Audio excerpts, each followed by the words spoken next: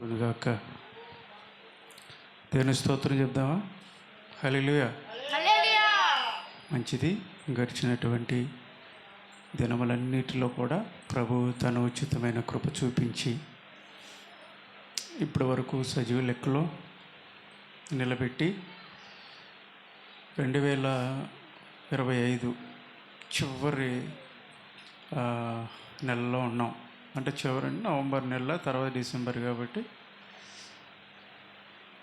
November నెలలో 2వ వారంలోకి ప్రవేశించినట్లుగా దేవుడు గతించినటువంటి దినాలన్నిటిలో ఆయన మనకి కాపుదలు ఇచ్చాడు, భద్రతనిచ్చాడు, క్షేమాన్ని ఇచ్చాడు, మన అవసరతను తీర్చాడు, ఆరోగ్యాన్ని ఇచ్చాడు, ఆయుష్నిచ్చాడు కదా. వీటన్నిటిలో మనం ఏం చేయాలా? దేవునికి స్తోత్రం చెప్పాలి, కృతజ్ఞతాస్తుతులు అర్పించాల్సినటువంటి వారమై ఉన్నాము. దేవుడిచ్చినటువంటి ఈ శ్రేష్టమైనటువంటి జీవిత కాలాన్ని బట్టి దేవునికి కృతజ్ఞతాస్తుతులు అర్పిస్తూ ఈ నవంబరు 2వ మాసంలో ప్రభు మాటలను వినిపింప చేయటానికి గాను, అదేవిధంగా ప్రభు మాటలు వినటానికి గాను మీ అందరికి కూడా చక్కటి అవకాశాన్ని ఇచ్చినటువంటి దేవునికి స్తోత్రాలు చెప్దాం. కూడి వచ్చినటువంటి ప్రతి ఒక్కరు కూడా ప్రభువైన యేసుక్రీస్తు వారి శ్రేష్టమైనటువంటి నామమును బట్టి మీ అందరికీ నా హృదయపూర్వక ధన్యవాదాలు, శుభాలను తెలియజేస్తూ ఉన్నాను. ఇప్పటి వరకు పాటల ద్వారా దేవుని మహింపరిచాము, ఆరాధన ద్వారా దేవుణ్ణి హృదయపూర్వకంగా మనము ఆరాధించాము. ప్రాముఖ్యమైనటువంటి సమయానికి వచ్చాం, వాక్యములోకి వచ్చాం. కాబట్టి దేవుడు ఏమై ఉన్నాడు చెప్పండి? దేవుడు ఏమై ఉన్నాడు? వాక్యమై ఉన్నాడు. ఆయన ప్రతిదినము మనతో మాట్లాడాలని ఆయన ఆశిస్తూ ఉన్నాడు తన వాక్కు ద్వారా. ఎవరైతే దేవుని మాటలు వినాలని ఆసక్తితో దేవుని సన్నిధికి వచ్చారో కనిపెట్టుకొని దేవుడు మీతో సూటిగా మాట్లాడటానికి ఆయన సిద్ధంగా ఉన్నాడు. బైబిలు గ్రంథము ఒక అన్ని గ్రంథాల కన్నా ఒక శ్రేష్టమైనటువంటి గ్రంథము, గొప్ప గ్రంథమని చెప్పటానికి ఎలాంటి సందేహము అక్కర్లా. కారణం ఏంటంటే ఈ బైబిల్ గ్రంథము పరిశుద్ధాత్మని యొక్క ప్రేరణతో అనేక మంది భక్తుల చేత రాయబడినటువంటి 40 మంది భక్తుల చేత రాయబడినటువంటి గ్రంథము. పరిశుద్ధాత్మని యొక్క ప్రేరణ, వారి జ్ఞానం చేత రాయబడినది కాదు. ఎన్ని పుస్తకాలు ఉన్నాయి బైబిల్ గ్రంథంలో? చెప్పండి, ఎన్ని పుస్తకాలు ఉన్నాయి? చెప్పండి ఆశీర్వాదం గారు, బైబిల్ గ్రంథంలో ఎన్ని పుస్తకాలు ఉన్నాయి చెప్తారు ఎవరైనా? 66 పుస్తకాలు ఉన్నాయి. గుర్తుంచుకోవాలి. ఎన్ని పుస్తకాలు ఉన్నాయి? 66. గుర్తుంచుకోండి.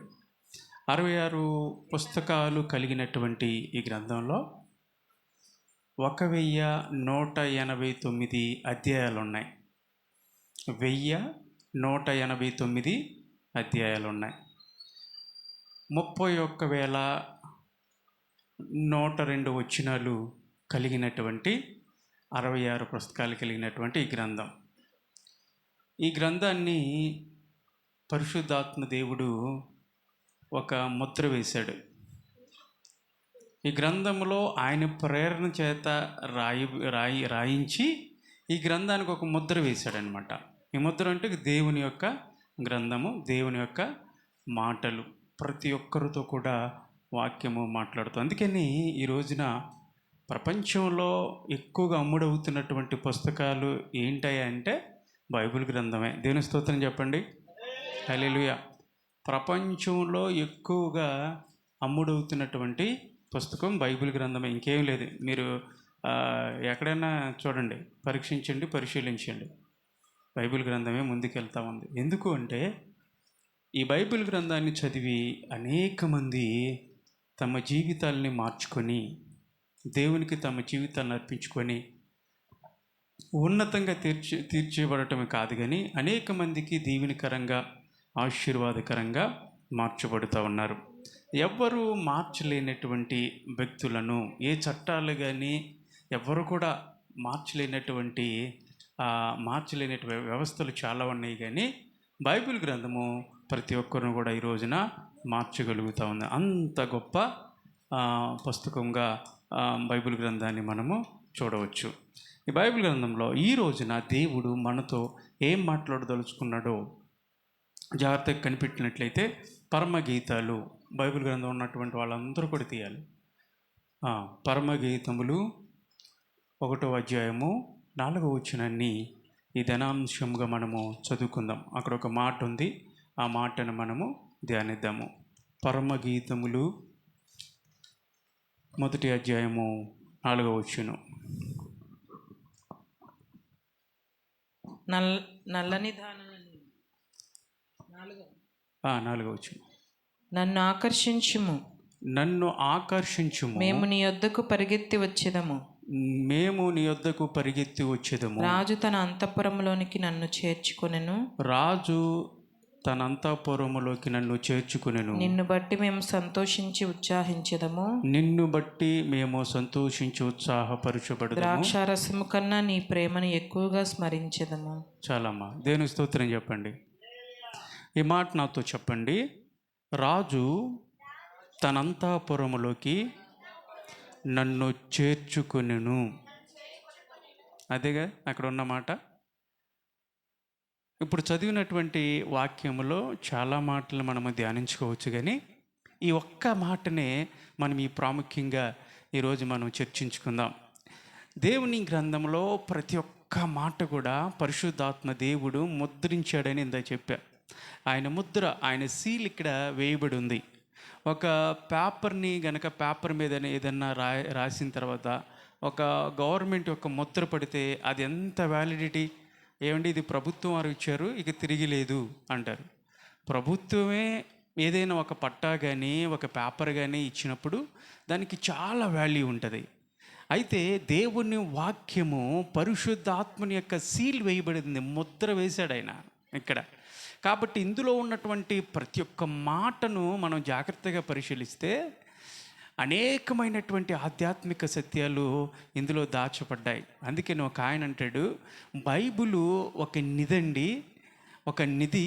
దాన్ని త్రోవే కొద్దిగా, దాన్ని ఎంతవరకు లోతుగా నువ్వు తవ్వుతావో, ఎంత శ్రద్ధతో నువ్వు దాన్ని ధ్యానిస్తావో, లోతైనటువంటి అనుభవంలోకి నువ్వు నడిపించబడుతూ ఉన్నప్పుడు అనేకమైనటువంటి ఘోరమైనటువంటి మర్మయుక్తమైనటువంటి సంఘటనలు పరిశుద్ధాత్మ దేవుడు బయలుపరుస్తూనే ఉంటాడు. నువ్వు చదివే కొద్దిగా, మరలా నువ్వు రిపీట్ చేసే కొద్దిగా చాలా ఆధ్యాత్మికమైనటువంటి సత్యాలు దేవుడు బయలుపరుస్తాడు. ప్రతి ఒక్క పదము నుంచి, ప్రతి ఒక్క వర్డ్ నుంచి మనం అనేకమైనటువంటి విషయాలను మనము రాజు తన అంతఃపురములోకి నన్ను చేర్చుకొనెను అనే మాటని మనం జాగ్రత్తగా పరిశీలించినట్లయితే, ఈ పరమగీతాలు అనేటువంటి పుస్తకాన్ని ఎవరు రాశారు? పరమగీతాలు అనేటువంటి పుస్తకాన్ని 66 పుస్తకాల్లో ఒక పుస్తకమైనటువంటి పరమగీతములు అనేటువంటి ఈ పుస్తకాన్ని రాజు అయినటువంటి సొలొమోను మహారాజు గారు దీన్ని రాశారు. సొలొమోను మహారాజు గారు రాసినటువంటి పుస్తకాలు బైబిల్లో సామెతల గ్రంథం ఆయనే రాశాడు, రెండవది పరమగీతాలు రాశాడు, ప్రసంగి గ్రంథం కూడా ఆయనే రాశాడు. అనేకమైనటువంటి సామెతలు ఆయన రచించాడు. కీర్తనలు కూడా కొన్ని కీర్తనలు ఆయన రాసి పాడినట్లుగా మనం బైబిల్ గ్రంథంలో చూస్తూ ఉన్నాము. ఎన్ని కీర్తనలు ఆయన రాశాడు గుర్తుంచుకోండి. 1005 కీర్తనలు ఆయన రాశాడు. ఎన్ని కీర్తనలు రాశారు చెప్పాలా? 1005 కీర్తనలు. కానీ ఇక్కడ కొన్ని కీర్తనలు మాత్రమే రాయించబడ్డాయి. అసలు మొత్తం కీర్తనలు 150. అయితే సొలొమోను రాసినటువంటి కొన్ని కీర్తనలే ఇందులో రాయబడ్డాయి, కానీ వాస్తవంగా ఆయన రాసినటువంటి కీర్తనలు 1005 కీర్తనలు ఆయన రాశాడు. సామెతలు 3000 సామెతలు రాశాడు, కానీ ఇందులో 33 అధ్యాయాలు మాత్రమే ఉంటాయి. సామెతలు 33 అధ్యాయాల వరకు ఉంటాయి. సామెతలు 3000 సామెతలు రాశాడు. ఆయన రాసినటువంటి ప్రతి ఒక్క మాట చాలా ఇంపార్టెంట్ అయినటువంటి మాటగా మనం చూసినట్లయితే, ఈ పరమగీతాలు అనేటువంటి ఈ పుస్తకము, పరమగీతం అంటే గీతములన్నిటిలో ఉత్తమమైనటువంటి గీతము అని అర్థం.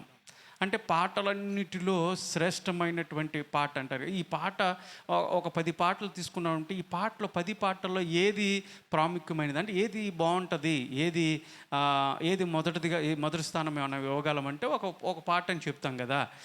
అలాగే కీర్తనలన్నిటిలో ప్రాముఖ్యమైనటువంటి కీర్తన అంటే పరమగీతము.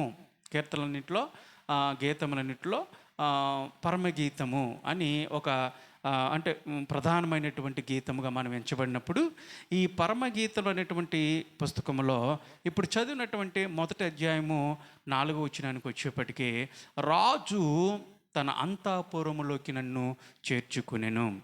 ఇందులో ఉన్నటువంటి ప్రతి ఒక్క మాట క్రీస్తుకు, సంఘానికి రాయబడినటువంటి మాట. పరమగీతాలు మనం చదివినప్పుడల్లా కూడా మనం స్పిరిచువల్ మీనింగ్లో మనం చదవాలా. ఆధ్యాత్మికమైనటువంటి ఆ గూఢమైనటువంటి అర్థాలతో కూడినటువంటి విషయాలు ఉన్నాయి కాబట్టి అలా చదివితేనే మీకు పరమగీతాలు అర్థమైంది. వేరే భావంలో మీరు చదివితే ఏమీ అర్థం అవ్వదు. ప్రియుడు, ప్రియురాలు అనే పదాలు ఎక్కువ కనపడుతూ ఉంటాయి. క్రీస్తు, అదేవిధంగా సంఘము. అంటే సంఘం అంటే ఎవరో? విశ్వాసుల సమూహము. అంటే మనందరం కూడా సంఘములో చేర్చబడ్డాము, క్రీస్తు సంఘములో చేర్చబడ్డాము. కాబట్టి క్రీస్తుకు, సంఘానికి మధ్య జరిగినటువంటి ఒక మంచి సంఘర్షణ, ఒక మంచి ఆ మాటలు ఏవైతే ఉన్నాయో వాటిని ఈ పరమగీతాల్లో చక్కగా రాయబడినట్లు మనం చూస్తూ ఉన్నాము. ఆ విధంగా మనం చదివినట్లయితే మనల్ని దేవుడు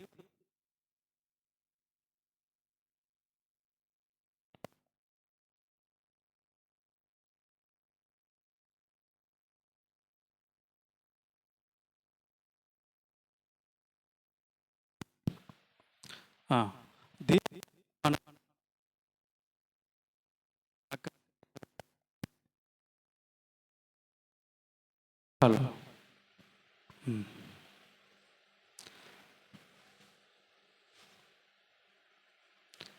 అక్కడ ఏముంది? మొదట్లో ఏముంది? మొదటి అధ్యాయం 4వ వచనంలో ప్రారంభంలో ఏముంది? ఒకసారి చదవండి మళ్ళీ. నన్ను ఆకర్షించుము, మేము నీ యొద్దకు పరిగెత్తి వచ్చాము. అంటే దేవుడు ఆకర్షించుకోకుండా ఏ ఒక్కరు కూడా ఆయన దగ్గరికి రాలేరండి. ఈ రోజున మనందరం ఇక్కడ కూర్చున్నామంటే, దేవుని సన్నిధిలో కూర్చున్నామంటే ఆయన ఆకర్షించాడు కాబట్టే మనం ఇక్కడికి వచ్చాము. మనమేదో మన క్రియల ద్వారా, మన పనుల ద్వారా దేవుని ఆకర్షించాము అన్నది కాదు ఇక్కడ మనం అర్థం చేసుకోవాల్సింది. మన ఆకర్షణ దేవుని సన్నిధిలోకి మనల్ని నడిపించలేదు, కానీ దేవుడే ఆయన ఆకర్షించాడు కారణం చేత మనమందరం కూడా దేవుని సన్నిధిలోకి మనము వచ్చి ఉన్నాము. ఆ విధంగా చెప్తూ వచ్చినటువంటి మనల్ని దేవుడు ఎందుకు మనల్ని ఆకర్షించాడు, ఏ విలువ లేనటువంటి మనలను, ఏ మంచి లేనటువంటి మనలను, పాపముతో కూడినటువంటి మనలను దేవుడు తను ఆకర్షింప చేశాడు కాబట్టి మనము ఆయన దగ్గరికి వచ్చాము. కారణం ఏంటంటే, రాజు తనంతఃపురములోకి నన్ను చేర్చుకుని, ఆయన చేర్చుకున్నాడు, ఆయన ఆకర్షించి మనందరం కూడా ఆయన అంతఃపురములోకి చేర్చుకున్నాడు అనే మాటని మనం చూస్తూ ఉన్నాము. అంతఃపురం అంటే ఏంటి? రాజుగారికి ఒక అంతఃపురం ఉంటుంది కదా, చాలామందికి తెలుసు. అంతఃపురం అంటే రాజుగారు ఉన్నటువంటి ఒక ఒక ఒక ప్రైవేట్ స్థలం అన్నమాట. ఏ ఒక్కరు కూడా అందులోకి రాజుగారు పర్మిషన్ లేకోకుండా ఎవరు వెళ్ళటానికి వీల్లేదు. ఆయన పర్మిషన్ ఇస్తేనే అక్కడికి వెళ్ళాలి. పని చేసేవాళ్ళు కూడా ఆయన పర్మిషన్ ఇస్తేనే అందులోకి వెళ్ళాలి. పూర్వదినాల్లో రాజులు పరిపాలించినప్పుడు పెద్ద పెద్ద కోటలు కట్టారు వాళ్ళు. మీరు కనుక హైదరాబాదు, ఢిల్లీ ఇలాంటి కొన్ని ప్రాంతాలకు వెళ్ళినప్పుడు కొన్ని కోటలు కనపడుతూ ఉంటాయి. ఇప్పటికి కూడా కొన్ని కోటలు ఉన్నాయి. ఆ కోటలు ఎవరు కట్టారంటే రాజులు కట్టారు. అప్పుడు మన దేశాన్ని పరిపాలించినటువంటి మొఘలులు కానీ చాలామంది పరిపాలించారు. ఆ పరిపాలించినటువంటి వాళ్ళు పెద్ద పెద్ద కోటలు కట్టారు. ఆ కోటల్లో కొన్ని అంతఃపురాలు ఉండేవి. ఒక అంతఃపురంలో రాజుగారు ఉండేవాళ్ళు, ఒక అంతఃపురంలో రాణి గారు ఉండేవాళ్ళు, మరొక అంతఃపురంలో పిల్లలు ఉండటానికి, మంత్రి గారు ఉండటానికి ఒక అంతఃపురం. అలాగా అంతఃపురాలు కోటల్లో కట్టి ఉండేవి. ఆ అంతఃపురంలో రాజుగారు ఉండేటువంటి అంతఃపురము ఒక ప్రైవేట్ స్థలము ఉండేది. రాజుగారు ఎవరితో మాట్లాడాలనుకో ఒక హాల్ ఉండేది, దాన్ని దర్బార్ అని, లేదంటే రాజు దర్బార్ అని పిలిచేవాళ్ళు. అంటే ఎవరినైనా కలవాలంటే రాజుగారు ఆ ప్రాంతానికి వచ్చి వారితో మాట్లాడిన తదుపరి మరలా తిరిగి ఆయన అంతఃపురంలో ఆయన ప్రవేశించేవాడు. అంతఃపురంలోకి వెళ్ళటానికి ఎవరు కూడా సాహసించేవాళ్ళు కాదు. ఒకవేళ రాజుగారి పర్మిషన్ లేకోకుండా ఎవరైనా వెళ్ళారనుకో అతన్ని చంపేసేవాడు. అలాంటి అంతఃపురం అంటే అర్థం అది. ఈ రోజును కూడా మన రాష్ట్రపతి గారు కానీ ముఖ్యమైనటువంటి వాళ్ళు ఉండటానికి కొన్ని భవనాలు ఉన్నాయి. రాజ్భవన్ అని ఇలాగ కొన్ని ఒక ప్రత్యేకమైనటువంటి భవనాలు ఉన్నాయి. వాటిల్లో మన దేశాన్ని పరిపాలించేటువంటి ఒక ప్రాముఖ్యమైనటువంటి వాళ్ళు అందులో నివసిస్తూ ఉంటారు కదా. అలాగే అంతఃపురము, రాజు అంతఃపురములో నివసించటానికి తానే మనందరిని కూడా ఆకర్షింపచేసి చేర్చుకున్నాడంట. దేని స్తోత్రం చెప్పండి, హల్లెలూయా. అయితే ఇక్కడ రాజు ఎవరంటే చాలామంది రాజులు పరిపాలించారు, కానీ ఇక్కడ మనం చదివినటువంటి ఈ మాటలో రాజు ప్రభువైన యేసుక్రీస్తు వారికి సాదృశ్యంగా కనపడుతూ ఉన్నాడు. మనము పాత నిబంధనలో కనుక మనం బైబిల్ గ్రంథాన్ని జాగ్రత్తగా పరిశీలించినట్లయితే యేసు ప్రభు రాజుగా ఈ లోకానికి వస్తాడు అనేటువంటి అనేకమైనటువంటి ప్రవచనాలు బైబిల్ గ్రంథంలో ఉన్నాయి. యెషయా గ్రంథం ప్రాముఖ్యమైనది ఏంటంటే యెషయా గ్రంథము 9వ అధ్యాయము 6వ వచనాల్లో ఉంటుంది, ఆయన భుజము మీద రాజ్యభారము ఉంటుంది అని యెషయా ప్రవక్త ద్వారా రాయించబడినటువంటి మాట.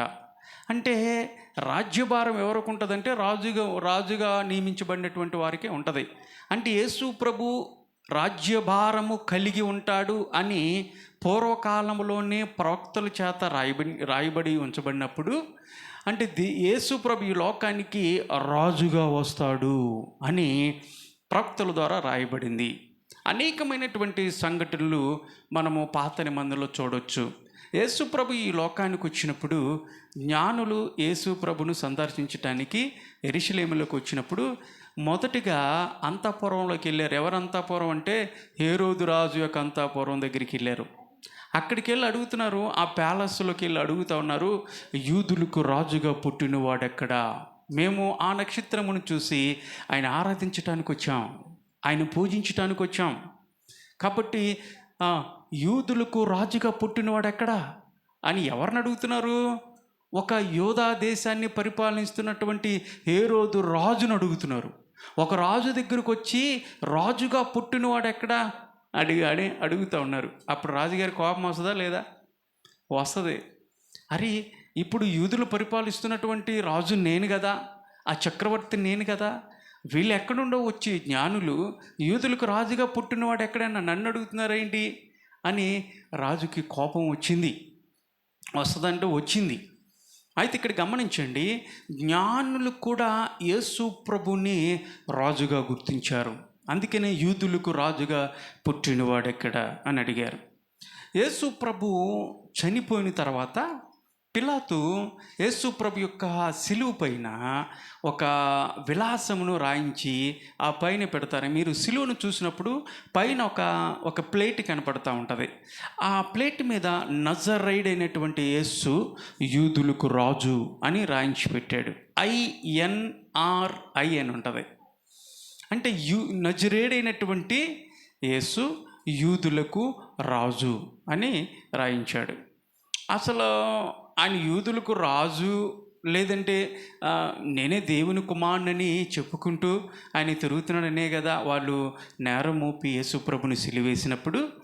ఆ తతంగం అంతా అయిపోయిన తర్వాత యేసుప్రభుని సిలువేసినటువంటి పిలాతు ఆజ్ఞయించాడు కదా. ఆ తర్వాత ప్లేటును పెట్టిన తర్వాత యూదులందరూ కొంతమంది ఎవరైతే యేసుప్రభును సిలువ వేయాలని కేకలు వేశారో మత పెద్దలు, ప్రధాన యాజకులు వీళ్ళందరూ కూడా పిలాతు దగ్గరికి వెళ్ళి, బాబు మీ యూదులకు రాజు అని రాయించేవేంటి అక్కడ, అసలు చెప్పుకుంటున్నాడనే కదా సిలువ వేయమంది, అది మార్చేయాలి అని చెప్పేసి అంటే, ఇప్పుడు వరకు మీరు వేసిన ఆగడాలు చిందులు చాలేక నేనేదో రాయించాను, ఇక మీరు దాని గురించి మాట్లాడొద్దని పిలాతు హెచ్చరించారు. అక్కడ నుండి ఇక దాని గురించి మాట్లాడుకోకుండా వాళ్ళందరూ వచ్చేసారు. జాగ్రత్తగా గమనించండి, ఆ పై విలాసం కూడా ఏం రాయించారు అంటే యూదులకు రాజు అని రాయించారు.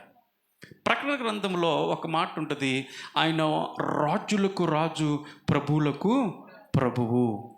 అంటే ఇవన్నీ కూడా యేసు ప్రభు రాజు అని సంబోధిస్తూ ఉంది కదా. యేసు ప్రభు రాజు, ఆయన రాజు, ఆయన రాజ్యము.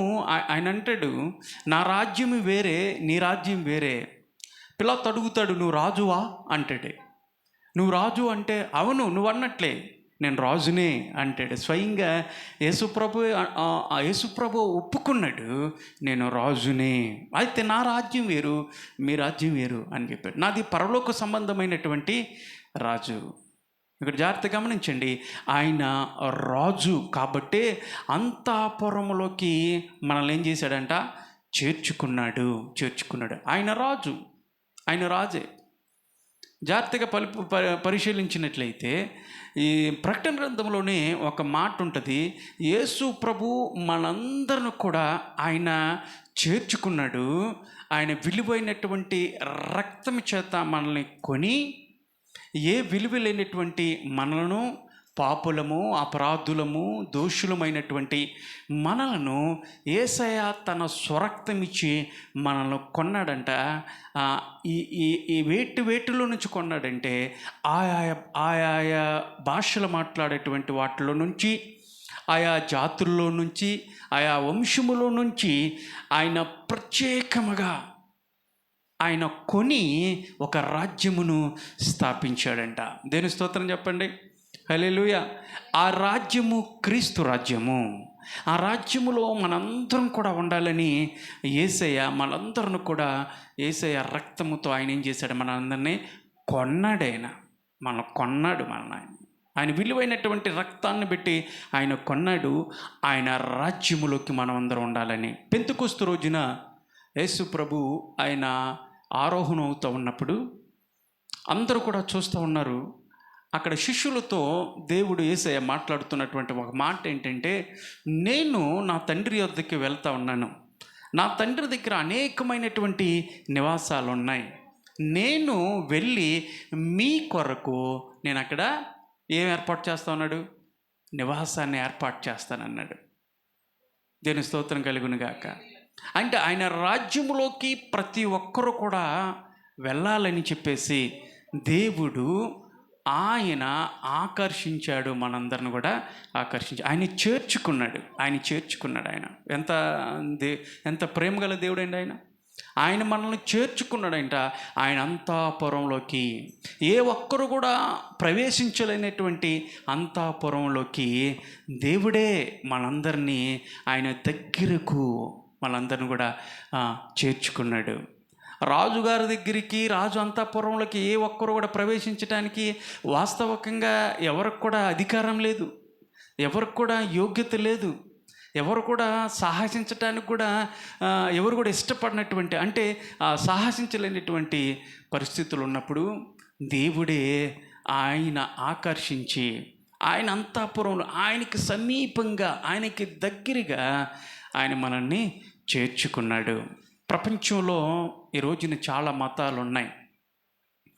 10,000 మతాలు ఈ రోజున ప్రపంచంలో మనం చూసినట్లయితే ఇంకా ప్రతిరోజు కూడా కొత్త మతాలు వస్తూనే ఉన్నాయి. కొత్త మతాలు వస్తూనే ఉన్నాయి. అయితే జాగ్రత్తగా గమనించండి, కొన్ని మతాలు దేవుణ్ణి తండ్రి అని పిలవటానికి ఇష్టపడరు. నువ్వెవరవు దేవుణ్ణి తండ్రిగా పిలవటానికి? ఎంత ధైర్యం నీకు? దేవుని తండ్రి అని పిలుస్తావా అని తండ్రి అని పిలవటానికి కూడా ఏ ఒక్కరిను కూడా ఆ, ఆ, వాళ్ళు సాహసించలేనటువంటి పరిస్థితుల్లో కొన్ని మతాలు ఆ విధంగా ఉంటే, ఆ, కొన్ని మతాలు ఎలా ఉన్నాయి తెలుసా? నువ్వు దేవునికి దగ్గర రావటానికి వీల్లేదు. ఎందుకు అంటే నువ్వు తక్కువ కులానికి సంబంధించినటువంటి వాడవు, నీకు అర్హత లేనటువంటి వాడవు, నువ్వు నీ నీ నీ యొక్క నీ జాతి కానీ నీ కులం కానీ తక్కువ కులం అని చెప్పేసి చాలామంది దేవునికి దగ్గరగా రానికోకుండా, దేవుని యొక్క దేవుని గుడిలోకి రానికోకుండా వాళ్ళని దూరం పెట్టేసినటువంటి వాళ్ళు. మేమే దేవుని గురించి చెప్పాలి, మేమే ప్రత్యేకించబడినటువంటి వాళ్ళము, ఎందుకంటే మేము తలలో నుండి వచ్చినటువంటి వారము అని చెప్పినటువంటి వాళ్ళు ఉన్నారు. కాబట్టి వేదాలు చదివినా, మత గ్రంథాలు చదివినా, వాటిని బోధించాలన్నా మేము మాత్రమే చెప్పాలి. మీరు వినటం మాత్రమే, మీరు చదవకూడదు, మీరు బోధించకూడదు, మీరు వినకూడదు అని చెప్పేసి, ఒకవేళ ఎవరైనా ఆ వేదాలు వాళ్ళు వినేటప్పుడు ఎవరైనా వింటేనంట వాళ్ళ చెవుల్లో శేషం పోసేసేవాళ్ళు అంట, వాళ్ళ చెవుల్లో శేషాలు పోసేసేవాళ్ళు. లేదంటే వాటిని చదవటానికి చూస్తున్నప్పుడు నాలుకలు కూడా కోసేశారు. అలాంటి భయంకరమైనటువంటి పరిస్థితులు పూర్వదినాల్లో ఉన్నాయి. వేదాలు బోధించాలన్నా, వాటిని వినాలన్నా, వాటిని చదవాలన్నా మేము మాత్రమే చదవాలి, మాకు మాత్రమే యోగ్యత ఉంది అని చెప్పేసి అగ్ర కులాలుగా పిలువబడుతూ వాళ్ళు మాత్రమే శాసించి కొంతమందిని దేవుని దగ్గరికి రానికోకుండా తక్కువ వారు అని చెప్పేసి తక్కువ చూస్తూ వాళ్ళని బయటే నిలబెట్టేసేసారు. దేవుని దగ్గరికి రాని వాళ్ళ జాగ్రత్త గమనించినట్లయితే అనేకమైనటువంటి మతాలు ప్రపంచంలో చెల్లుబాటు అవుతూ ఉన్నప్పుడు ఏ మతము కూడా దేవుని దగ్గరికి రావటానికి, ఒక వ్యక్తిని దేవుని దగ్గరికి రానికోకుండా చేసినప్పుడు ఒకే ఒక మార్గం ఏంటంటే అది క్రైస్తవ మార్గము.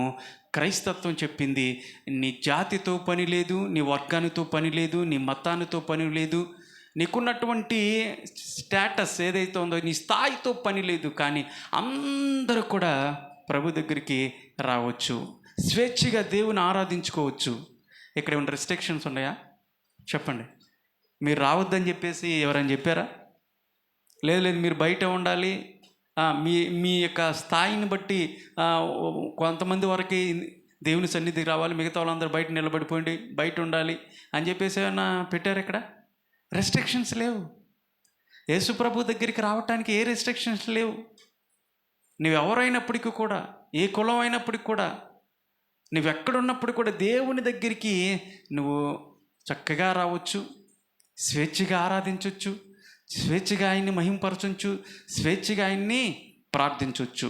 ఇక్కడ రెస్ట్రిక్షన్స్ లేవు. క్రైస్తత్వం చెప్పినట్టు అందరికీ చెప్పింది ఒకటే మాట, చక్కగా దేవుని దగ్గరికి రావచ్చు. ఆయన చేర్చుకున్నాడు నిన్ను, ఆయన చేర్చుకున్నాడు. ఆయన నీ అర్హతను బట్టో, నీ స్థాయిని బట్టో, నీ అంతస్తుని బట్టో, నీ చదువుని బట్టో, నీ ఉద్యోగాన్ని బట్టో, నీ రూపాన్ని బట్టో దేవుడు నిన్ను ఆకర్షింప చేయలేదు. కానీ ఆయన నిన్నుగా ప్రేమించి, ఏ మంచి లేనటువంటి నిన్ను దేవుడు ప్రేమించి ఆయన అంతఃపురములోకి ఆయన చేర్చుకున్నాడు. నువ్వు ఎంత దగ్గరికి రావాలంటే అంత దగ్గరికి రావచ్చు. ప్రభువా నేను ఇక్కడ ఉండొచ్చా, నేను దగ్గరికి రావచ్చా అంటే ప్రభు అంటున్నాడు రా దగ్గరికి. నువ్వెంత దగ్గరికి రాగలిగితే నా దగ్గరికి అంత దగ్గరికి రా. మధ్యలో ఏ అడ్డంకులు లేవు, నీకు నాకు మధ్య ఏ అడ్డంకులు లేవు, నువ్వు స్వేచ్ఛగా నా దగ్గరికి రావచ్చు అని ప్రభువు ఆయన మనల్ని ఎన్నుకొని, ఆయన మనల్ని కొని ఆయన అంతఃపురంలోకి ఆయన చేర్చుకున్నాడు. ఆయన ఏ మంచి లేనటువంటి వారిని, మితి లేనటువంటి ఆయన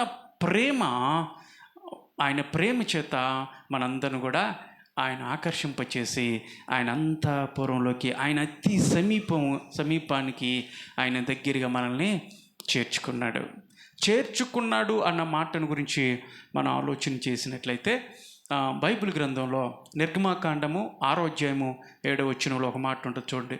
ఆయన చేర్చుకున్నాడు అన్న మాటను గురించి మనం చూసినట్లయితే నిర్గమాకాండం 6వ అధ్యాయము 7వ వచనంలో చదవండి. నిర్గమాకాండం 6వ అధ్యాయం 7వ వచనం.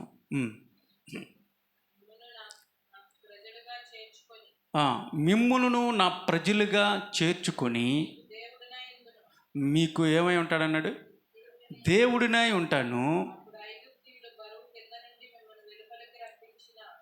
నేను దేవుడిగా మీకున్నప్పుడు నేను చేసేది ఏంటంటే, ఐగుప్తులో చదవమ్మా, ఐగుప్తు యొక్క బానిసత్వము నుంచి నేను మిమ్మల్ని వెలుపలకు రప్పించిన మీ దేవుడైన యెహోవాను నేనే అని మీరందరూ తెలుసుకుందురు. దేవుని స్తోత్రం చెప్పండి. హల్లెలూయా. నేను మీకు దేవుణ్ణై ఉంటాను, మీరు నాకు ప్రజలై ఉంటారు అని దేవుడు చక్కటి మాటని ఇక్కడ రాయించి ఉంచాడు. ఆయన చేర్చుకున్నాడంట, ఆయన ప్రజలుగా చేర్చుకున్నాడంట. మనందరిని కూడా ఎలా చేర్చుకున్నాడు? ఆయన ప్రజగా చేర్చుకున్నాడు. నేను మీకు దేవుడినై ఉంటాను. అయితే దేవుడు మనందరికీ దేవుడుగా ఉంటానని సెలవించినప్పుడు ఏమేం చేస్తాడు? దేవుడుగా ఉంటానంటే సరిపోద్దా? నేను దేవుడు కాబట్టి మీరు ఉదయాన్నే దద్దోజును పులిహార తీసుకొచ్చి పెడితే వాటినన్నిటిని కూడా ఆరగించి మరలా నేను వెళ్ళి చక్కగా పడుకుంటాను. విసనగారితో చక్కగా నా తల దగ్గర ఒకళ్ళు, కాళ్ళ దగ్గర ఒకళ్ళు అలా ఇసుగుతూ ఉంటుంటే హాయిగా నిద్రపోతాను అన్నాడా ఈ దేవుడు? లేదంటే పూలు కానీ పలహారాలు కానీ ఏమైనా కానీ తీసుకొస్తే చక్కగా వాటిని ఆస్వాదిస్తాను అని చెప్పేసి అన్నాడా? లేదు. నేను మీకు దేవుడిగా ఉంటే నేను చేసేది ఏంటి తెలుసా? మీ బానిసత్వము నుంచి, ఐగుప్తు లాంటి బానిసత్వములో నుంచి మిమ్మల్ని వెలుపలికి నడిపిస్తాను. అప్పుడు నేనే దేవుడినని మీరందరూ కూడా తెలుసుకుంటారు. దేవుని స్తోత్రం చెప్పండి. హల్లెలూయా. ఆ కారణం చేత నేను మిమ్మల్ని అందరిని కూడా నా ప్రజలుగా నేను చేర్చుకున్నాను. ఆయన అంతఃపురంలోకి మనల్ని చేర్చుకున్నప్పుడు ఆయన ప్రజలుగా మనల్ని చేర్చుకున్నాడు. ఆయన చేర్చుకున్నాడు. దేవుడు మనకి సహాయం చేసే దేవుడు. ఆయన మన బానిసత్వంలో నుంచి, మన దౌర్భాగ్యత పరిస్థితుల్లో నుంచి దేవుడు మనల్ని విడిపించే దేవుడు, మనల్ని కాపాడే దేవుడు. అంతేగాని ఆయన చక్కగా మీరేమైనా తీసుకొస్తే చక్కగా నేను వాటిని ఆస్వాదించి నేను రిలాక్స్లో ఉంటాను, మిగతాదంతా మీరు చూసుకోండమ్మా అని చెప్పే దేవుడు కాదు ఆయన.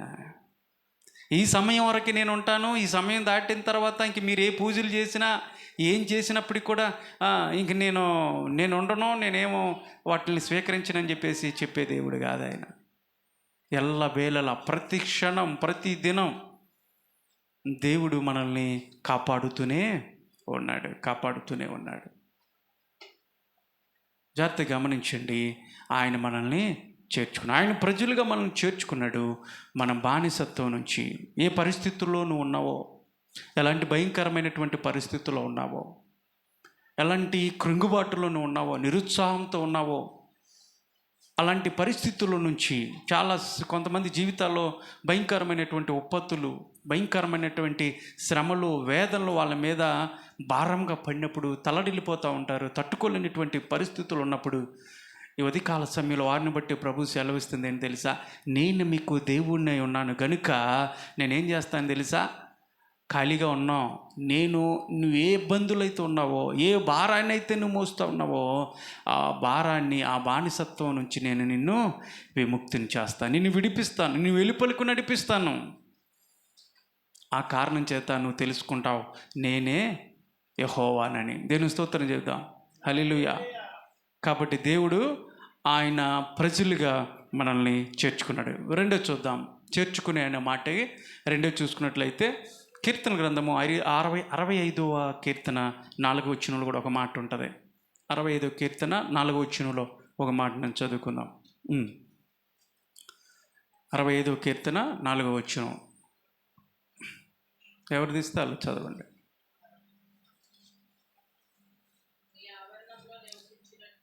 నీ ఆవరణములో నివసించినట్లు, ఇది అండర్లైన్ చేసుకోండి, నువ్వు ఏర్పాటు చేసుకొని చేర్చుకునివాడు ధన్యుడు. ఎవరు చేర్చుకున్నది? ఆ చేర్చుకునివాడు ఎవడో?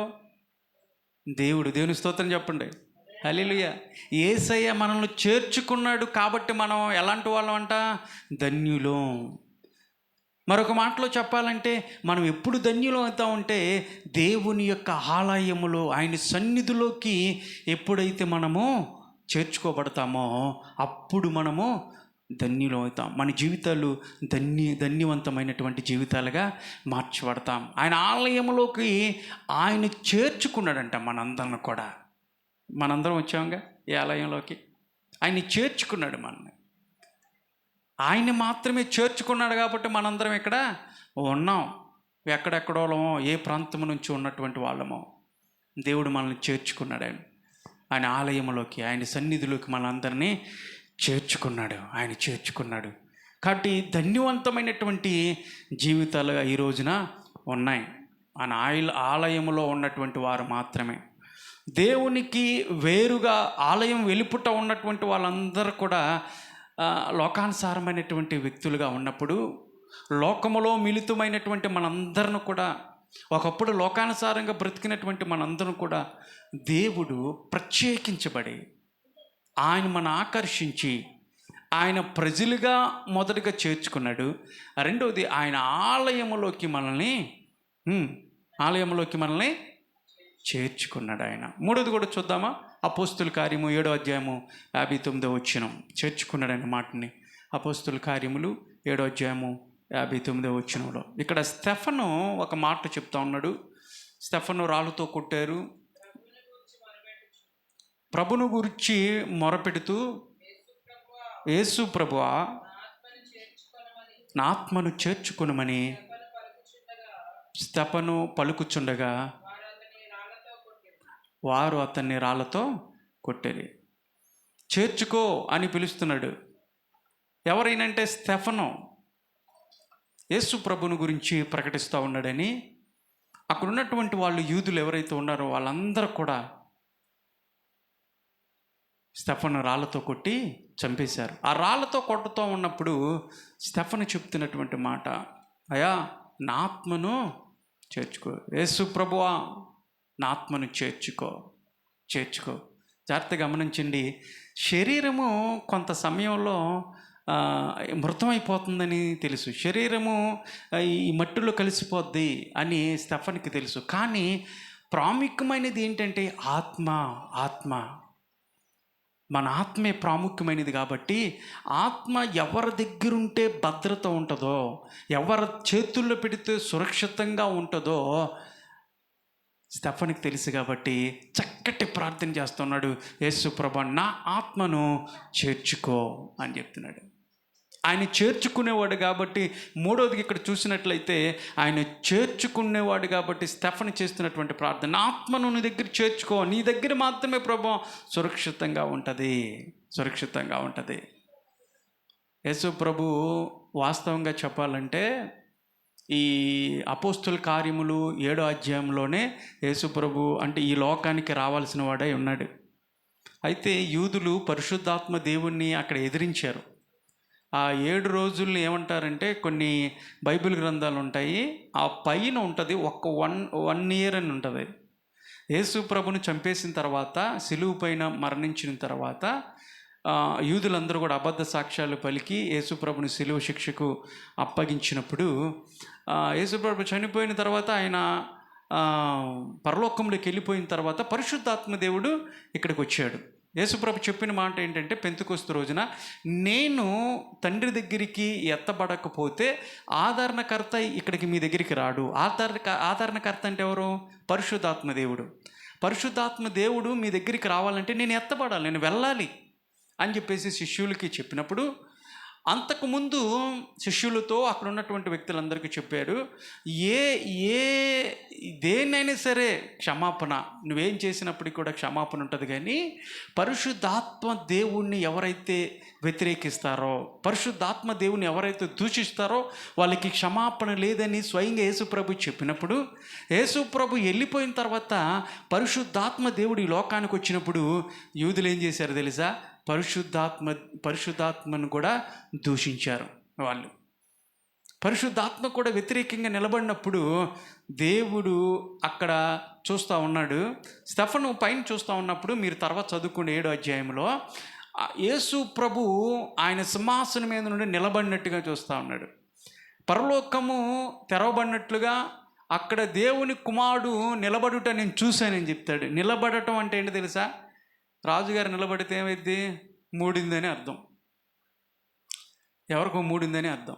ఇప్పుడు యేసు ప్రభు లేచాడు సింహాసనం మీద నుంచి అంటే, అరే నాయన మీకు మూడిందిరా అని అర్థం అక్కడ.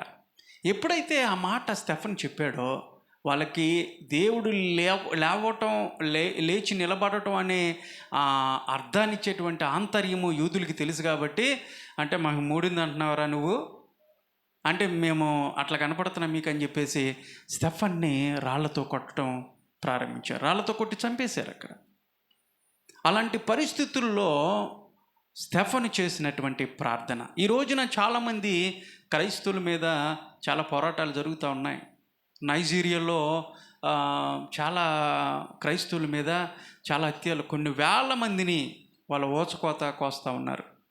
మొన్న అమెరికా ప్రెసిడెంట్ కూడా దాని గురించి ఆయన స్పందించాడు. అది యూట్యూబ్లో ఉంది. అది క్రైస్తవులు అంటే ఏంటో, మరి యేసుప్రభు అంటే ఏంటో చాలామందికి ఈ రోజున ఆయన పేరు చెప్తేనే గిడతల్లా.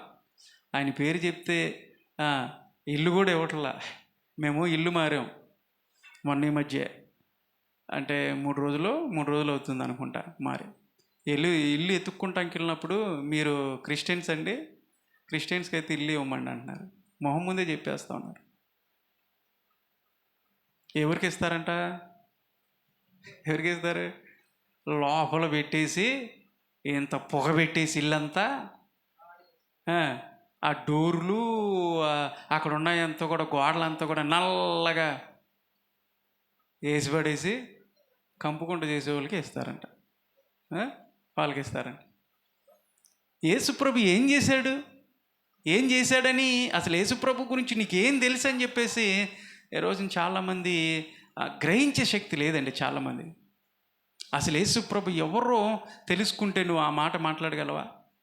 అలాంటి స్టేట్మెంట్ ఇవ్వగలరా? ఇవ్వలేరు.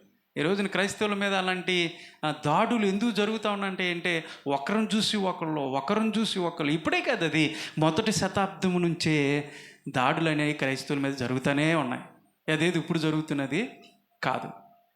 ఆ విధంగా క్రైస్తవులను చంపేస్తూ ఉన్నారు. ఇక్కడ స్టెఫన్ని అప్పుడే చంపారు. మొదటి శతాబ్దంలోనే మొట్టమొదటి హతసాక్షి ఎవరు తెలుసా? పాత నిబంధనలో స్టెఫన్ని రాళ్లతో కొట్టి చంపినప్పుడు ఆయన దేవుని వైపు చూస్తూ ఆయన యేసుప్రభును చూడగలిగాడు.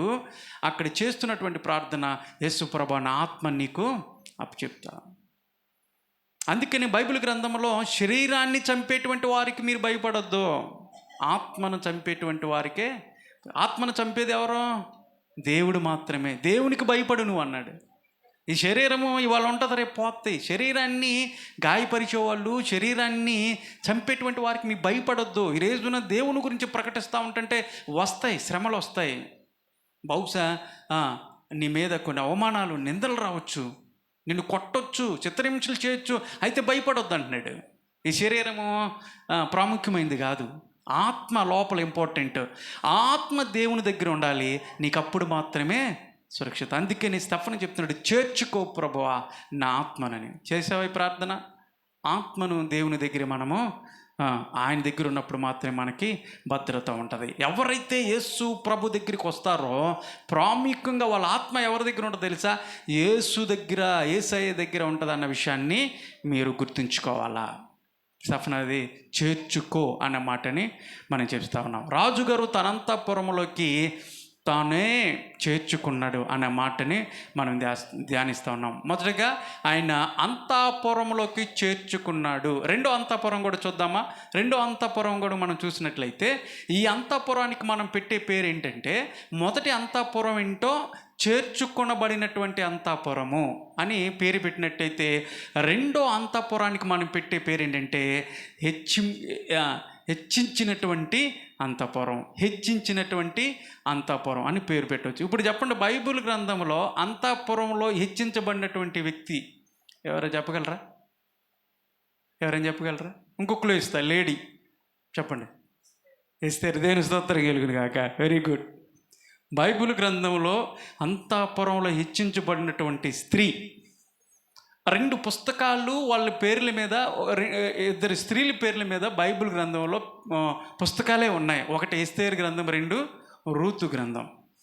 ఎస్తేరు అంతఃపురంలో హెచ్చించబడినటువంటి స్త్రీగా కనపడుతూ ఉంది. చూద్దాం ఎస్తేరు గ్రంథము 2వ అధ్యాయం 9వ వచనాన్ని తీయండి. ఈ అంతఃపురానికి మనం పేరు పెట్టేది హెచ్చింపబడినటువంటి అంతఃపురం. ఎస్తేరు గ్రంథము 2వ అధ్యాయము 9వ వచనాన్ని చదువుకుందాం. ఆ చిన్నది అతని దృష్టికి ఇంపైనది గనుక ఆమె అతని వలన దయ పొందెను. కాబట్టి ఆమె పరిమళ క్రియల కొరకైనటువంటి వస్తువులను, ఆమెకు కావలసినటువంటి ఆహారమును,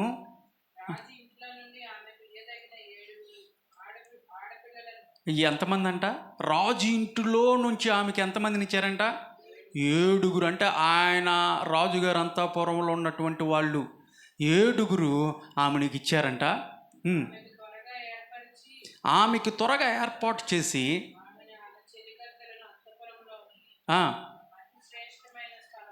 ఇదిగోండి, ఆమె చెలికత్తులను అంతఃపురములోని అతి శ్రేష్టమైనటువంటి స్థలములో ఉంచిన. దేవుని స్తోత్రం చెప్పండి. ఈ అంతఃపురం ఏంటంటే శ్రేష్టమైనది. ఈ అంతఃపురం ఏంటంటే హెచ్చింపుదగినటువంటి అంతఃపురం, మనల్ని హెచ్చించినటువంటి అంతఃపురం. ఎస్తేరు గురించి మనం మాట్లాడినప్పుడు ఈ ఎస్తేరు గ్రంథం అంతా కూడా, ఆ పుస్తకం అంతా కూడా మనం చదివినప్పుడు ఆ పరిస్థితులన్నీ కూడా పర్షియన్ రాజు అయినటువంటి అహష్వేరోషు అనేటువంటి రాజుగారి యొక్క ఆ రాజు పరిపాలిస్తున్నటువంటి ఆ దినాల్లో జరిగినటువంటి సంఘటన. అంటే పర్షియన్లు బబులోని తర్వాత మెడో పర్షియన్లు పరిపాలించారు. ఇప్పుడు ఆ పర్షియన్ ఏదైతే ఉందో దాన్ని ఇరాన్ అని పిలుస్తారు. ఇరాన్ అనేటువంటి ఆ ప్రాంతం ఏదైతే ఉందో, అప్పుడు ఆ ప్రాంతంలో జరిగినటువంటి సంఘటనే ఎస్తేరు గ్రంథము. ఇప్పుడు అర్థమైందా? అప్పుడు పరిపాలిస్తున్నటువంటి రాజు ఎవరయ్యా అంటే పర్షియన్ రాజు అహష్వేరోషు అనేటువంటి ఒక రాజు పరిపాలిస్తూ ఉన్నాడు. రాజుగారికి ఉన్నటువంటి భార్య వస్తీ అని ఒక పేరు ఉంది, ఆవిడ పేరు వస్తీ.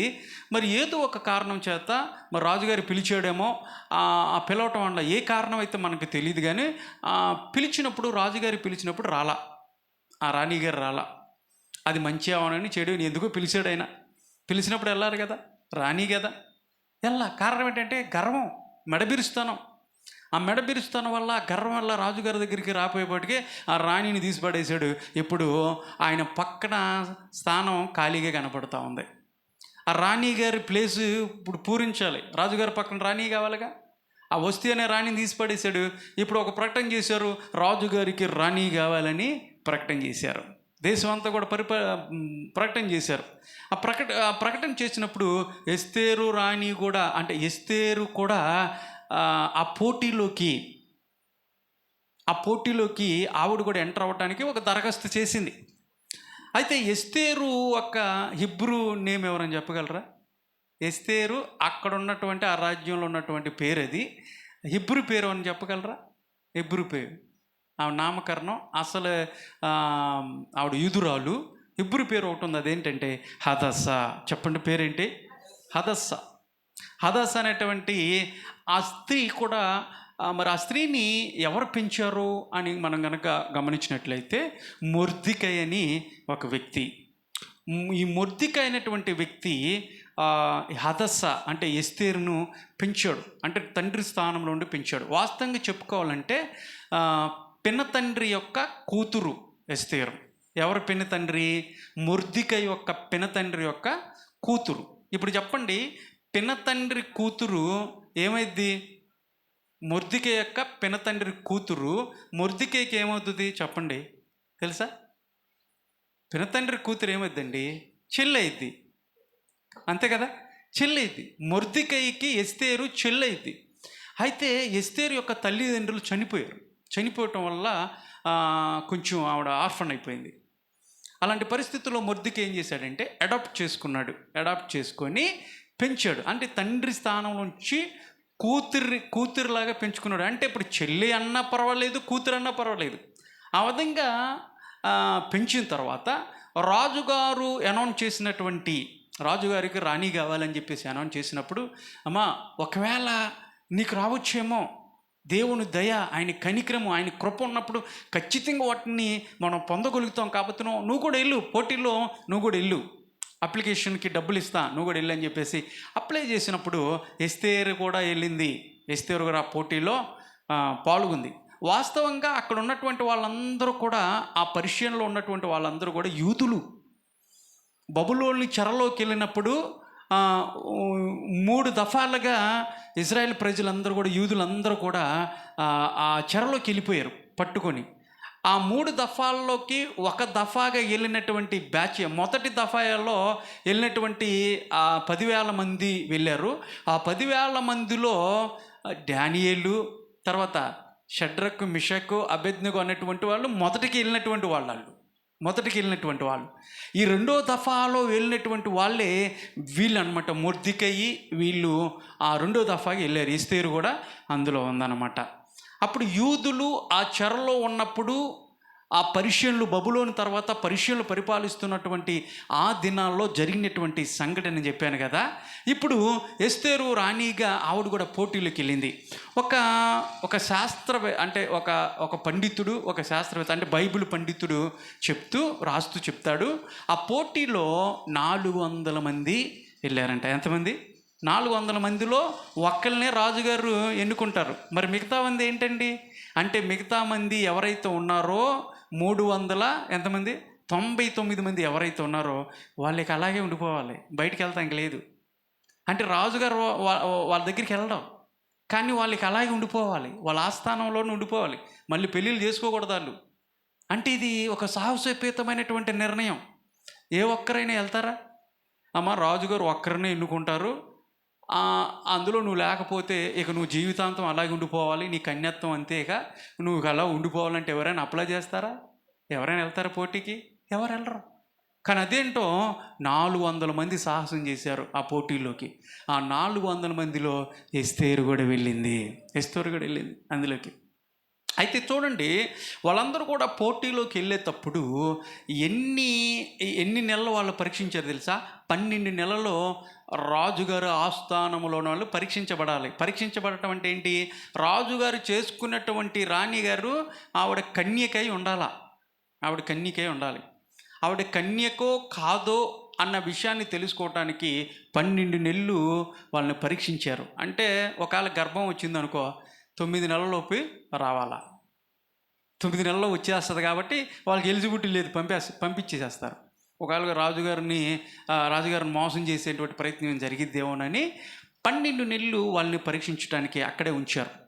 ఆ 12 నెలలు వాళ్ళని రుద్దేసేది, అంటే సుగంధ ద్రవ్యాలతో, గోమేధికంతో ఏవైతే ఉన్నాయో వాటన్నిటిని ఉపయోగించి సుగంధ ద్రవ్యాలతో బాగా రుద్దేసి గప్పున సువాసన వచ్చేటట్టుగా అట్రాక్టివ్గా, చక్కగా కలర్ఫుల్గా వాళ్ళు కనపడటానికి 12 నెలలు వాళ్ళు ఆ శరీరాన్ని ఆ విధంగా పోషించుకుంటూ వస్తే, ఎస్తేరమ్మ ఏం చేసింది తెలుసా? హదస అనేటువంటి ఆ స్త్రీ చేసినటువంటిది ఏంటి తెలుసా? అక్కడ ఎవరైతే వారికి కేటాయించబడ్డారో, హేగే అనేటువంటి ఒక నపుంసకుడు ఈ ఎస్తేరుకి కేటాయించబడ్డాడు. ఒక నపుంసకుడు, హేగే అతని పేరు. ఎందుకంటే రెడీ చేయటం, ఆ వస్త్రధారణ కానీ వాళ్ళకి కావాల్సినవి ఏవైతే ఉన్నా కూడా అవి సమకూర్చడానికి రాజుగారు చేత నియమించబడినటువంటి వాళ్ళల్లో ఎస్తేరుకి నియమించబడినటువంటి హేగే ఏ అలంకరణ అయితే ఎస్తేరుకు అలంకరించబడిందో అది కాకోకుండా మిగతా ఏవి కూడా ఆవిడ వద్దంది. మిగతా వాళ్ళు చెప్పారు, ఏవో బాబు నాకు ఒక బ్యాగ్ తీసురా, అది ఎలా ఉండాలంటే ఈ మోడల్లో ఉండాలి. అది చూడంగానే రాజుగారు ఆకర్షితుడైపోవాలి, ఆ మోడల్గా నేను వెళ్ళాలి, ఒక ఫ్యాషన్ డిజైనర్గా నేను వెళ్ళాలి. నువ్వేం చేస్తావో తెలీదు, ఎక్కడ తయారు చేస్తావో తెలీదు, నాకు ఇలాంటిది కావాలా, నాకు ఇలాంటి వస్తువులు కావాలా అని వాళ్ళు అలంకరించబడటానికి, వాళ్ళ అలంకరణ కోసం వాళ్ళు చాలా డిమాండ్లు చేసి చాలా తెచ్చి వాళ్ళు అలంకరించబడ్డారు. కానీ ఎస్తేరు మాత్రం అలంకరించబడాల. నాకు నా దేవుడి దయ ఉంది, నా దేవుడు ఏదైతే నిర్ణయించాడో, ఏదైతే నాకు కావాలని ఆయన నిర్ణయం ఏదైతే ఉందో, ఆయన సంకల్పం ఏదైతే ఉందో, ఆయన ఉద్దేశాలు ఏవైతే ఉన్నాయో ఆ ఉద్దేశాల సారంగా నేను వెళ్తాను, అంతకు మించి నాకేది అక్కర్లేదు అని దేవుని దయ కోసం అని ఆవిడ కనిపెట్టుకొని ఉంది. కాబట్టి నాకు సింపుల్గా చాలండి, ఎక్కువగా వద్దు, నాకు అలంకరణ ఎక్కువగా వద్దు అని చెప్పేసి ఆవిడ అలంకరించినప్పుడు ఒక్కొక్కరు రాజుగారి దగ్గరికి వెళ్తూ ఉన్నారు. బాబు వద్దులు ఏమైనా తీసేసాయి అని చెప్పేసి 400 మందిలో అందరూ కూడా తీసేశాడు. కానీ ఎస్తేరు వచ్చినప్పుడు ఎస్తేరును చూడంగానే రాజుగారికి ఏం కలిగిందంట? దయ కలిగింది. దేవుని స్తోత్రం కలిగిన గాక. రాజుగారికి దయ కలిగిందంట ఎస్తేరును చూడంగానే. ఎవరు పుట్టించారు ఈ దయ? దేవుడు కలగజేశాడు, దేవుడు పుట్టించాడు రాజుగారిలో. ఎందుకంటే ఎస్తేరు రాణిగా అక్కడ ప్రాంతంలో ఉండాలి కాబట్టే. కారణం ఏంటంటే అక్కడొక యూదుల మీద ఒక ఆలోచన జరుగుతూ ఉంది. యూదులందరిని కూడా చంపటానికి ఒక ఆలోచన జరుగుతూ ఉంది కాబట్టి ఆ యూదులందరిని కూడా రక్షించాలంటే యూదురాలైనటువంటి ఎస్తేరు ఎక్కడ ఉండాలి తెలుసా? రాజుగారి దగ్గర ఉండాలా. అప్పుడు మాత్రమే వాళ్ళ ప్రజల్ని కాపాడటానికి అవకాశం ఉంటుందని దేవుడికి తెలుసు కాబట్టి ముందుగానే ఎస్తేరుని రెడీ చేసి అక్కడికి పంపించాడు. అంత మాత్రమే కాదు, కానీ 400 మందిలో ఎస్తేరు మీద మాత్రమే ఏముందండి? ఆవిడకి ఒక రాజుగారి ఇంట్లో నుండి వచ్చిందా? ఆవిడ ఒక అంతఃపురంలో నుండి వచ్చిందా? వేరే దేశంలో ఉన్నటువంటి రాజుగారి దగ్గర నుండి వచ్చిందా? ఒక రాజుగారి కుమార్తె అంటే కానే కాదు. ఆవిడేమన్నా ధనవంతురాలా? కానే కాదు. ఒక చిన్న పూరిపాకలో పెరిగినటువంటి ఒక స్త్రీ, ఒక యవ్వనస్తురాలు, పెద్ద ఆడంబరాలు లేనటువంటి ఒక యవ్వనస్తురాలు. దేవుడు ఏమి ఇచ్చాడంటే ఒక అందమైనటువంటి రూపాన్ని ఇచ్చాడు. ఆ 400 మందిలో ఎస్తేరు మీద దయ కలిగినట్లుగా రాజు మనసును ఆ విధంగా రూపించాడు. దేవుని స్తోత్రం కలుగును గాక. ఆవిడ చూడంగానే నాకు కావాల్సింది ఈవిడేనండి, ఈవిడ ఓకే అని రాజు ఆశ్వరేషు ఓకే చెప్పేశాడు. ఇప్పుడు ఎక్కడ ఉన్నటువంటి వ్యక్తి ఎక్కడికి వెళ్ళిందండి? ఒక పూరి పాకలో తినటానికి సరైనటువంటి వసంతులు, సరైనటువంటి ఆహారం లేనటువంటి ఒక అభాగ్యురాలని చెప్పాలి. అలాంటి పరిస్థితులు ఉన్నటువంటి ఎస్తేరమ్మ ఎక్కడ తీసుకొచ్చి కూర్చోపెట్టాడు దేవుడు?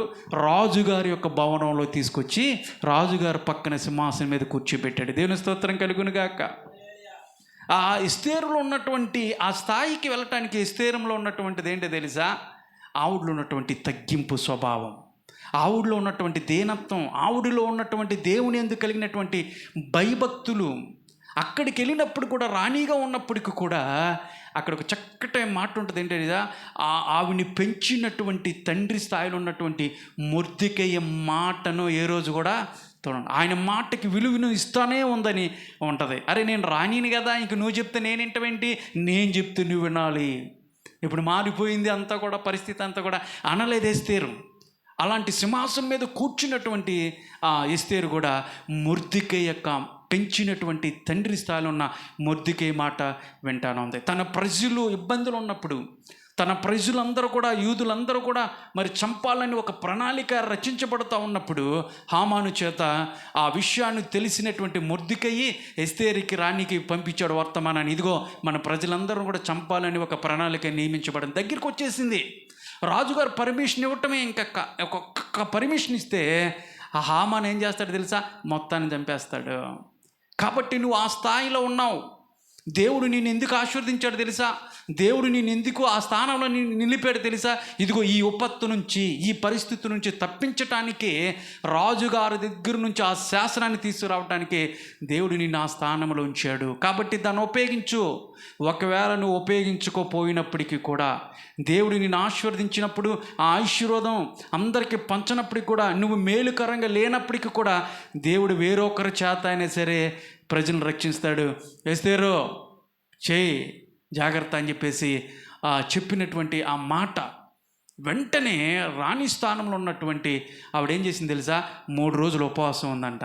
రాజుగారికి తెలిసింది, ఎందుకు ఉపవాసం ఉంటున్నావు, నీకేం తక్కువ? అరే నువ్వు ఉన్నది రాజు అంతఃపురంలో ఉన్నావే, నీకు కావాల్సింది తినొచ్చు, నీకు కావాల్సినవన్నీ కూడా నువ్వు తెప్పించుకో, నీకు అధికారం ఉంది, నువ్వు ఏది చేయాలనే చేయొచ్చు, నువ్వు శాసిస్తే ఏదైనా వచ్చేస్తుంది. నువ్వు ఉపవాసం ఉండాల్సినటువంటి పరిస్థితి ఏంటి? రాజుగారు అడిగారు. ఇప్పుడు ఎస్తేరు చెప్పినటువంటి మాట, నా ప్రజలను కాపాడటానికి. అంటే రాజుగారి దగ్గరికి వెళ్ళటానికి కూడా సాహసించింది. అంతఃపురంలోకి వెళ్ళాలంటే, రాజుగారి దగ్గరికి వెళ్ళాలంటే పర్మిషన్ లేకుండా ఎవరైనా సరే రాణి వెళ్ళినప్పటికి కూడా వాళ్ళకి మరణశిక్షే. అయితే సాహసించింది. ఆవిడ వంతు రాలా, ఎస్తేరు వంతు రానప్పటికీ కూడా రాజుగారి యొక్క అంతఃపురంలోకి ప్రవేశించింది. రాజుకు కోపం రప్పించలా, రాజుగారు ఎస్తేరుని చూసి ఏంటి ఇలా వచ్చావు అని చెప్పేసి అడిగినప్పుడు ఆవిడ చెప్పినటువంటి ఆ మాట రాజుగారు ఆ రియలైజేషన్లోకి వచ్చి తన ప్రజలందరిని కూడా రక్షించినట్టుగా ఎస్తేరు మనం చూడవచ్చు. జాగ్రత్త గమనించండి ప్రియులారా, ఇక్కడ చెప్పే మాట ఏంటి తెలుసా?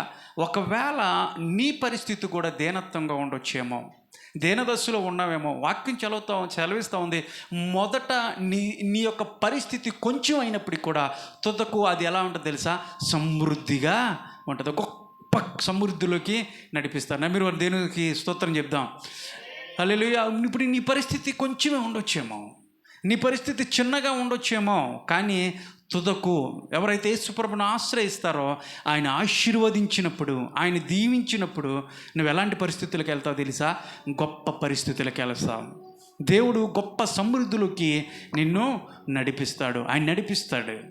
ఆయన అంతఃపురంలోకి నిన్ను చేర్చాడు. కారణం ఏంటి తెలుసా? ఆయన అంతఃపురంలో రెండవదిగా నిన్ను హెచ్చిస్తాడు. ఒకరోజు నిన్ను హెచ్చిస్తాడు.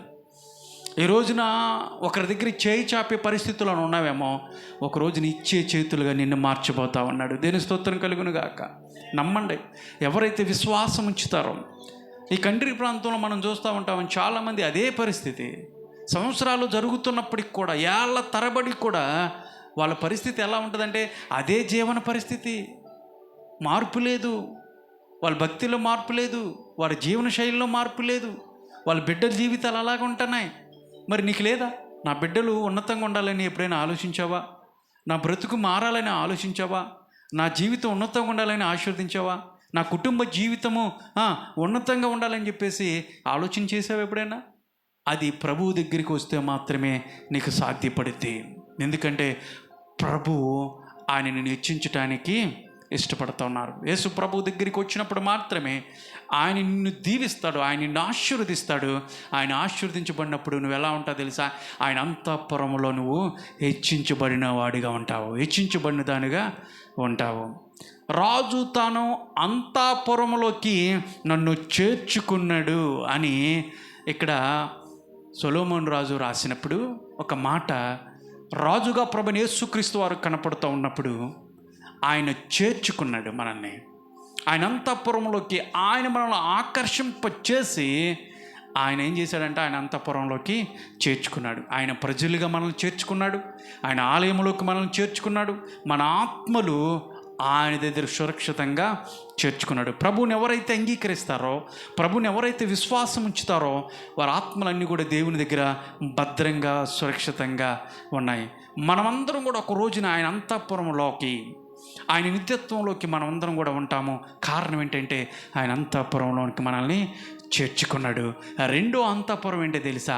ఆయన అంతఃపురంలో మనల్ని హెచ్చిస్తాడు. హెచ్చింపదగినటువంటి అంతఃపురంలోకి మనుషులు లేదంటే మనం చేస్తున్నటువంటి పనులు ఏవైతే ఉన్నాయో అవన్నీ కూడా మనల్ని హెచ్చింపదగినటువంటి స్థాయిలోకి మనల్ని ఏనాడు కూడా తీసుకురావు. కానీ మనము ఎప్పుడైతే దేవుని యొక్క పరిస్థితుల్లోకి, దేవుని యొక్క చేతులకి మన జీవితాల్ని అప్పచెప్పినప్పుడు, దేవుని యొక్క ఆ దగ్గరికి మనం వచ్చినప్పుడు లోక సంబంధమైనటువంటి వాటి కోసం మనం పారుకులాడాల్సినటువంటి అవసరం లేదు.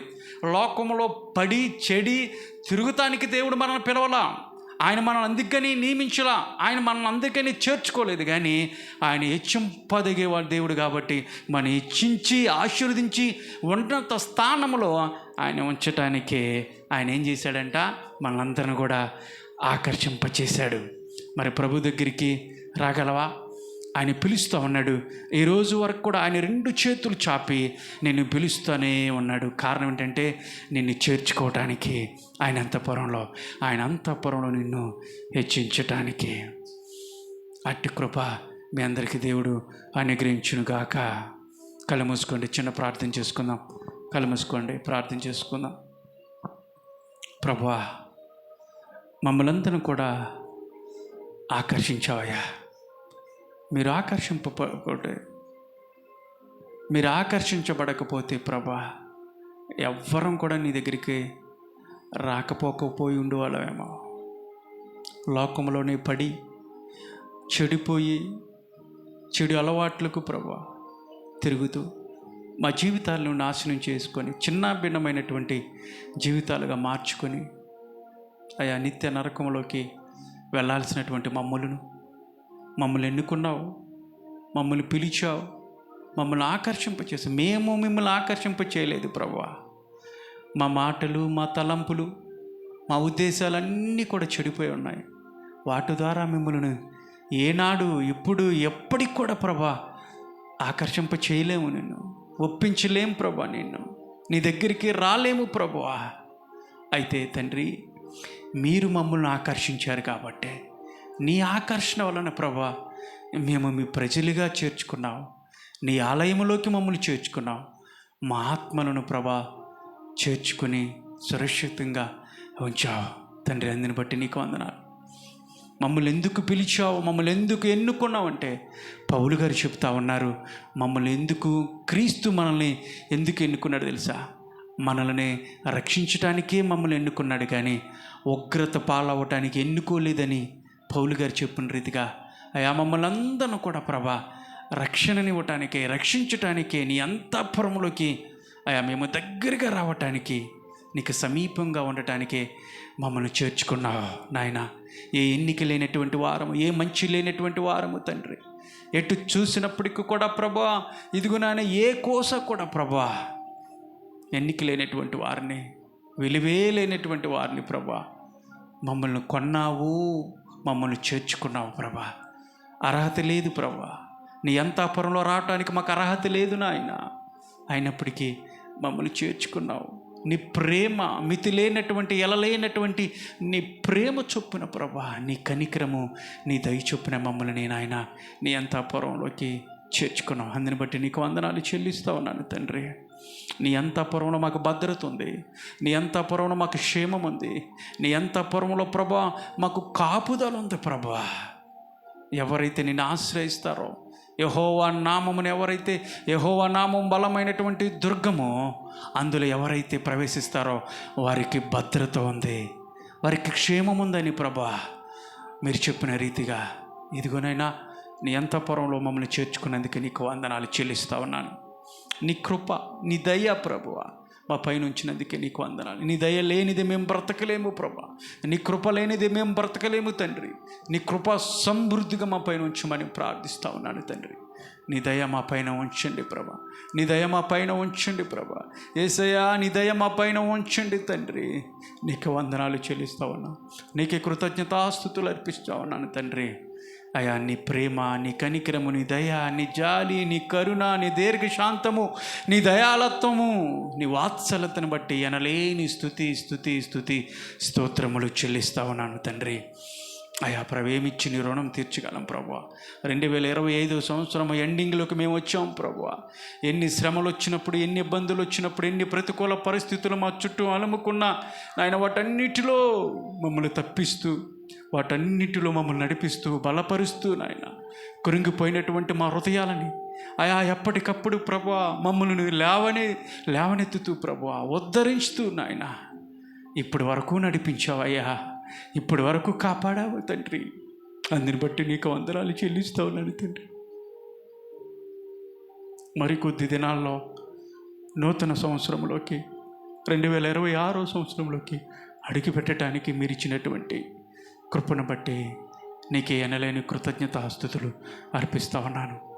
అయా, విన్నటువంటి వాక్యాన్ని ప్రతి ఒక్కరి జీవితంలో ఫలింపచేయండి. కూడి వచ్చిన ప్రతి ఒక్కరిని పేరు పేరిన ప్రభా అయా దీవించండి. వాళ్ళ వ్యక్తిగత జీవితాన్ని దీవించండి, వాళ్ళ ఉద్యోగాలను దీవించండి ప్రభా, వాళ్ళ ప్రయాసను దీవించండి ప్రభా, వాళ్ళ చేతి పనులను దీవించండి నాయన. సమస్తమును వారికి ఇచ్చినటువంటి బిడ్డలను మీరే దీవించి ఆశీర్వదించమని, ఒలివ చెట్టు వలె నీ సన్నిధిలో ప్రభా పచ్చగా ప్రభ వర్ధిల్లి అనుభవంలోకి ప్రతి ఒక్కరిని నడిపించమని, అదిగో నాయన ప్రత్యేకంగా ఈ కండ్రిక ప్రాంతాన్ని బట్టి ప్రార్థిస్తూ ఉన్నాను. అయాన్ని వెలుగు చేత నింపండి ప్రభా, మనసులను మార్చండి ప్రభా, పశ్చాత్తాపాన్ని ప్రభా ప్రతి ఒక్కరి జీవితంలో మీరే కలగచేసి మీ వైపు ఆకర్షింపచేయమని, నిన్ను రుచి చూసి ఎరిగేటువంటి అనుభవంలోకి ప్రతి ఒక్కరు నడిపించమని, ప్రతి ఒక్క కుటుంబాన్ని పేరు పేరున దర్శించండి ప్రభా. నిజమైనటువంటి దేవుడు నువ్వేనని, మా కొరకు ప్రాణం పెట్టి తిరిగి లేచినటువంటి దేవుడు నువ్వేనని, నిజమైనటువంటి ఆశీర్వాదాలు దీవెనలు ఇచ్చేది నీవేనని, నిజమైనటువంటి నిత్య జీవాన్ని మోక్షాన్ని ప్రసాదించే దేవుడు నువ్వు మాత్రమేనన్న విషయాన్ని, మరణాన్ని గెలిచి లేచినటువంటి జీవం గల దేవుడు, సజీవం అనేటువంటి దేవుడు నీవు మాత్రమేనన్న విషయాన్ని ప్రతి ఒక్కరూ తెలుసుకునేలాగన కృప చూపించి, కనికరము చూపించి, ఆత్మదేవా నీ ఆత్మీయమైనటువంటి కార్యాలు ఇదిగో నాయన ఈ చుట్టుపక్కల ఉన్నటువంటి ప్రతి ఒక్కరి జీవితాల్లో మీరే జరిగించి బిడ్డలందరిని కూడా కాపాడి రక్షించమని, ప్రతి ఒక్క ఆత్మకు శాంతిని, సమాధానాన్ని దయచేయమని, నీ రాకడ కొరకు ప్రతి ఒక్కరిని సిద్ధపాటు కలిగి చేయమని, ఇదిగో తిరిగి ప్రయాణమే గృహానికి వెళ్ళిచుండగా నీ కాపుదల దయచేసి మరొక వారము మేమందరం కూడా ఈ రీతికి నీ సన్నిధిలో కూడుకొని నేను ఆరాధించే భాగ్యాన్ని దయచేయమని, సమస్త ఘనత, మహిమ, ప్రభావములు నీకు ఆరోపిస్తూ నజరుడైన యేసుక్రీస్తు నామం పేరిట అడిగి వేడుకొనుచున్నాను తండ్రి. ఆమేన్, ఆమేన్.